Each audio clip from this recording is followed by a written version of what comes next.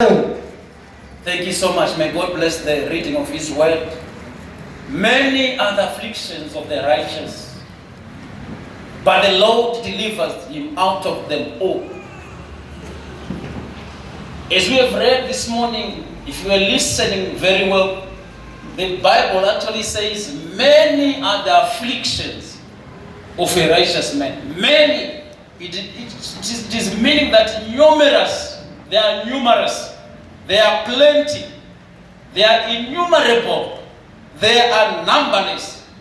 For every righteous man, the afflictions, you cannot count them. They are many. I'm happy that the Bible has actually put it across nicely that they are not few. The afflictions, they will never be the few. They will never be just a couple. Or they will never be one or two. But the afflictions are many. Do I have righteous people in the house this morning? Amen. If ever you are a righteous person, many are the afflictions. They are not little, they are not few, but they are innumerable. You cannot number them. You could get from one affliction to another, come out of one affliction, entering into another. The afflictions are many. There are many, they are not few. And you need to understand this morning that if you are in affliction, if you are in problems, typically it is meant for the righteous. If you see your things going on very well, smoothly, if you see your things as if there is nothing that is shaking you off, you need to tell yourself and you need to ask yourself, am I in the right position? Am I the one of these righteous person that the Bible talks about? Because when the Bible talks about the righteous, it says many are their afflictions. They are not few, but they are many. I know there are righteous boys who are here this morning, but they don't even have their jobs. Many are the afflictions. You might not be having your job and you are righteous. You need to know that many are the afflictions. I know there are righteous girls that are here, but they are not yet married. Many are the afflictions of the righteous. It is only a matter of time. It is an area that you are being afflicted, but it does not mean that you are not going to be married. There are many. I know there are a lot of people that are here, a lot of righteous people that are not, you have not yet been blessed with a baby, but you are righteous. Many are the afflictions. It does not mean that you are not going to have that baby. It does not mean that you are not going to hold that baby in your hands. But many are the afflictions. It is a time that you are just passing through. It does not mean that you end there. They are just affliction. I was encouraged by one person who was saying to me, you know, if you read the Bible from the book of Jeremiah chapter number 1 verse number 5, the Bible actually says to Jeremiah, I knew you. The Lord says, I knew you before I formed you. Before, who is saying that? Jeremiah chapter 1 verse number 5, if you can put it on the board. I knew you before I formed you in your mother's womb. We can't get Jeremiah. We are struggling with that. It means that the issue of having babies is not about the father or the mother. Otherwise, when they were saying and when they were talking, other people were saying, Jeremiah's mother is barren. Because God knew Jeremiah before he, not Jeremiah's mother or father, formed him in the mother's womb. I don't know if somebody is understanding what I'm saying right now. It is the work of God to create, to form. It's not our work. As people are watching you, maybe you don't have a baby, they are labeling you barren, but it is the Lord who is saying to Jeremiah, I knew you before I formed thee in the belly. I knew thee, and before thou comest forth out of the womb, I sanctified. I knew you before I formed you. It is not our duty as parents. That's why the Bible says children are an inheritance from the Lord. People are seeing you as barren, but before Jeremiah was in his mother's womb, God has already knew him. Which means there are babies that you have got in the spiritual realm that people are not seeing, that are not yet in your womb, but God knows those children. Never listen to people when they are saying you are barren. They are saying you are barren because they are not in the spiritual realm. If only they could be in the spiritual realm, they could see the babies that are already yours, that God knew before they are formed in your womb. It might be just a time that you are going through. I know of righteous people, I know of righteous couples who don't have babies, but the Bible has said many are the affliction of a righteous man. Maybe that's an area that you are being afflicted. Don't worry about it. Just stand still and say, surely men are the afflictions of a righteous person. I know righteous people who are sick this morning. Many are the afflictions. It doesn't mean that when you are sick, you are not righteous. But many are the afflictions. Maybe it's what the devil is using to afflict you. But many they are. But you pass through and you go through. I know many righteous people who have been robbed of their cash, of their cars, of everything. Many are the afflictions of the righteous person. Amen. I know a lot of righteous people who have been involved in accidents. Many are the afflictions. Don't worry when you go through those things. Because many are the afflictions. The Bible did not say fewer are the afflictions, but they said many they are. When you see me going from problem up to one problem to another, many are the afflictions. Don't feel sorry for me. Many are the afflictions. That's what the Lord is taking me through. That's why the Bible. That's why David says in the book of Psalms, even though I walk through the valley of the shadow of death, I will fear no evil. Sometimes we go through the valley of the shadow of death. We go through. We don't stay there. It's a matter of just passing. I know a lot of people have come to this Sunday morning and they are putting their heads on their sides and they are looking, they want people to feel pity for them. Can I tell you, problems, many are the problems of a righteous person. You are not immune to problems if you are a Christian. Never think that the moment you begin to be a Christian, then problems must run away from you. The moment you begin to be a Christian, make sure you've entered into the zone of problems.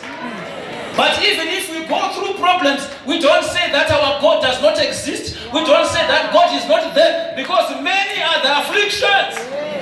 They are there, they are meant for Christians. Never find an easy way to go out of them. I know for a lot of people that try to avoid problems, they make sure that they may bribe, they may do whatever they want to do in order not to go into troubles and problems. But the Bible says many they are. You cannot avoid them. You cannot avoid these afflictions because the Bible has said so, that many are they. But I'm happy the Bible, the Word of God has said it very clearly. But the Lord will deliver them out of them all. But the Lord. The Bible did not say but the money. It says but the Lord. No matter you've got money, money will never deliver you from your afflictions. But the Lord. The Bible did not say but the government. But the Bible has said but the Lord. No matter the government is there, no matter the government of Zimbabwe is there, the affliction that we might go through, the government will never deliver us from that affliction. But the Lord will deliver them out of them. The Bible did not say but your friends. The Bible said but the Lord, who is going to deliver us from all our afflictions. But the Lord. When you are facing those afflictions, you just need to say but the Lord. Not the witch doctors, but the Lord. Not the prophets, but the Lord. Not the anointing oil, but the Lord. Not whatever people might say, but the Lord. My Lord will deliver me out of them. The Bible said out of them all. Underline the word all. All means everything, excluding nothing. Everything. No matter how big, no matter how small, the affliction that you are going through, but the Lord will deliver him out of them all. I am getting ready to be delivered out of all my afflictions. No matter how big they are, no matter how small they might look, but my God is going to deliver me out of all my afflictions. Amen. Not tomorrow, not next year, but today. I am ready because the Bible said many the afflictions are, but the Lord will deliver them out of them all. If you read the Bible in the book of Job chapter 20, verse number 22, behold, God will not cast away a perfect man, neither will he help the evildoers, till he fills thy mouth with laughing and thy lips with rejoicing. The Lord will never stop. He will never reject me till he fills my mouth with laughing and my lips with joy. God is going to do that this morning. Though the afflictions are there, after delivering me out of them all, I am going to laugh. I am going to have joy. Somebody who is sitting here this morning, before we end this service, God is going to fill your mouth with laughter. God is going to fill you with joy. Come on, if you are ready. Come on, if you believe it. Can you give me a better amen this morning? Can you shout a good amen? If you are ready and you believe that God is about to do it, and I know He will do it. I know my Lord will make a way for me. Yes, for me.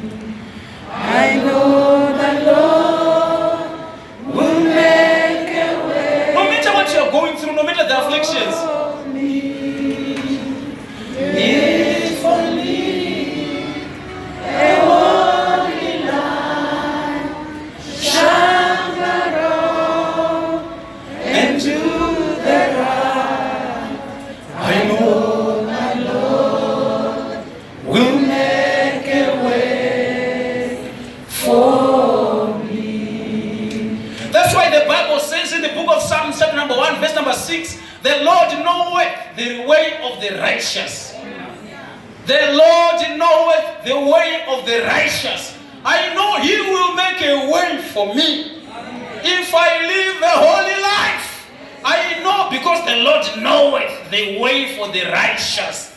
Every way for the righteous, the Lord knows. It might seem as if you are going through a dark tunnel, but let me tell you this morning that the Lord knows where you need to pass through. The Lord knows the beginning from the end, and He knows the end from the beginning. Where you are going, the Lord already knows. You don't even need to look as if you are confused. You might not know how it is going to end, but the Lord is already by the end of what is happening in your life. The Lord is already at the end of what you are going through.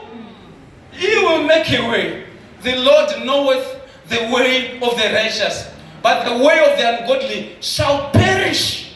They shall perish. But my way, the Lord knoweth it. The Lord knows where I am coming from. The Lord knows where I am going. The Lord knows what is happening in my life. When I'm driving, when I'm sleeping, when I'm at work, when I don't have money in my pocket, when things seem as if they are not working to me, the Lord knoweth the way of the righteous. He knows where I must go. He knows where I must pass through. My God knows. He is omniscient. He knows everything. Nothing is hidden to the Lord. You might not know your future, but the Lord is already in your future. You might not know where you are going, but the Lord is already there. Yes, I might be surrounded by things that are not all right. I might be going through thick and thin. I might not be comfortable where I am right now. I might be afflicted, but the Lord knows the way of the righteous. The Lord knows the way that I must go. He knows it. That's why He says in Psalms 37, verse 34, verse number 17, the righteous cry, and the Lord hears them. The righteous, when they cry, the Lord will never close His ears. He hears them.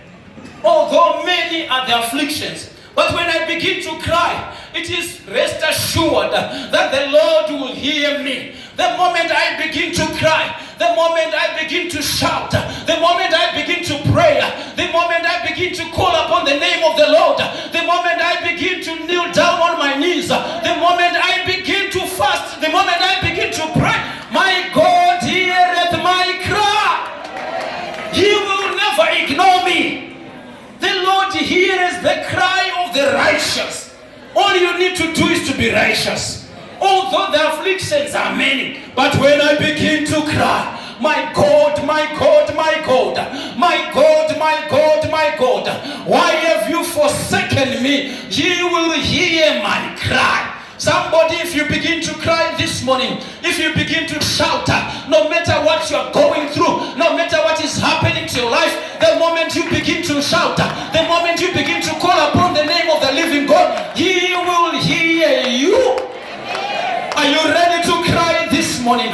Are you ready to call upon the name of the Lord this morning? Are you ready to shout and say, Lord, hear me? He is ready to hear you. I know He will make a way for me. Do I have the righteous people in the house? Do I have people who are saying, many are the afflictions that are surrounding me.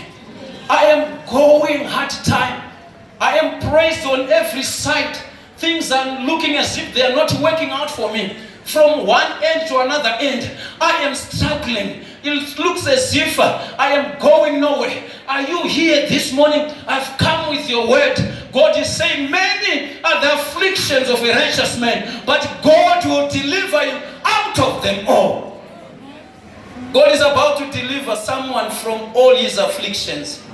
That's why Romans chapter number 8, verse number 18 says, for I consider that the suffering of the present time are not worthy to be compared with the joy, with the glory which shall be revealed to us. Kutambudzika kwedu kwenguwa ino akungaenzaniswe nemufaro wachazobe nawo. Weeping may endure for a night, but joy comes in the morning. Yes, I'm surrounded by affliction. Yes, I'm going through tough times, but I know my God will deliver me out of them all. For I reckon that the sufferings of this present time are not worthy to be compared with the glory which shall be revealed in us. There is a glory that shall be revealed in us. Get ready for that glory. There is a glory, the glory of God, the praises of God, the goodness of God. Though I am suffering right now, though I am going through hard time right now, but I know my God will deliver me out of all these problems.